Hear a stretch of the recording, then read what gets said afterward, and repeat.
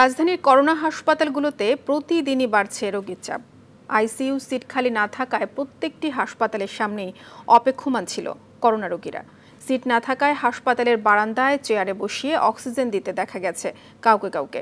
এদিকে মহাখালীতে DNCC COVID-19 হাসপাতাল চালু হওয়ার 5 ঘন্টার মধ্যে 40 জন করোনা আক্রান্ত রোগী ভর্তি হয়েছে। তার মধ্যে 2 জনকে আইসিইউতে নিতে হয়েছে।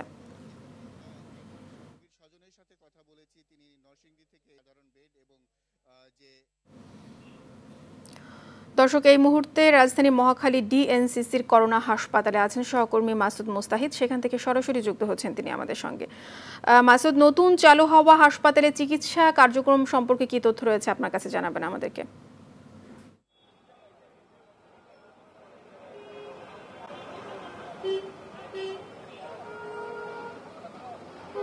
মৌসুমী, যেমনটি বলছিলেন, আসলে করোনার রোগীর সংখ্যা প্রতিদিনই বাড়ছে এবং যে লকডাউন চলছে সেই লকডাউনের কারণে সংক্রমণ কমছে, কিন্তু মৃত্যুর সংখ্যা কিন্তু কমছে না। আপনি জানেন যে গত 3 দিন থেকেই কিন্তু 100-র উপরে মৃত্যুর সংখ্যা।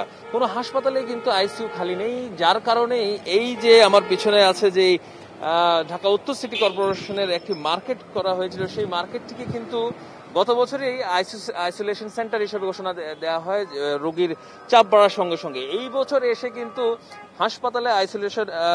হাসপাতালে আইসিইউ না থাকার কারণে রোগীদের চাপ বাড়ার কারণে সেই একই মার্কেটটিকে কিন্তু কোভিড হাসপাতাল হিসেবে ঘোষণা দেওয়া হয় এবং বাংলাদেশের সবচেয়ে বড় কোভিড হাসপাতাল। আপনি জানেন গতকালেই এই হাসপাতালটি উদ্বোধন করা হয় এবং আপনি দেখছেন যে আসলে এখানেও কিন্তু সেই একই অবস্থা দেখা যাচ্ছে যে রোগীদের চাপ।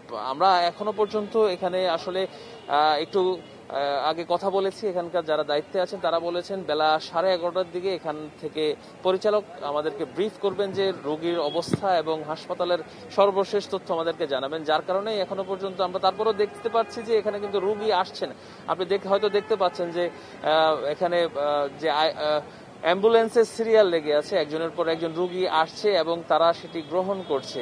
তো মৌসুমী, আমরা যে বিষয়টি গতকাল পর্যন্ত কিন্তু দেখেছি অন্যান্য হাসপাতালে যে রোগীরা একটি আইসিইউর জন্য এক হাসপাতাল থেকে আরেক হাসপাতাল পর্যন্ত ছুটছে, সেই অবস্থায় দেখা যাচ্ছে যে এই হাসপাতালটি তাদের শেষ ঠিকানা হিসেবে দেখা যাচ্ছে। তাই আমরা বুঝতে পারছি এবং বেলা 11টার দিকে হয়তো জানতে পারবো। আপনি জানেন যে গতকালকে এই হাসপাতালে প্রথম 5 ঘন্টায় 40 জন রোগী ভর্তি হয়েছে, আর আজ পর্যন্ত কতজন ভর্তি হয়েছে এবং কতজনকে আইসিইউ দেওয়া হয়েছে সেটা আমরা বেলা 11:30টায় জানতে পারবো। মৌসুমী, এই ছিল আসলে এখান থেকে আমার কাছে সর্বশেষ তথ্য।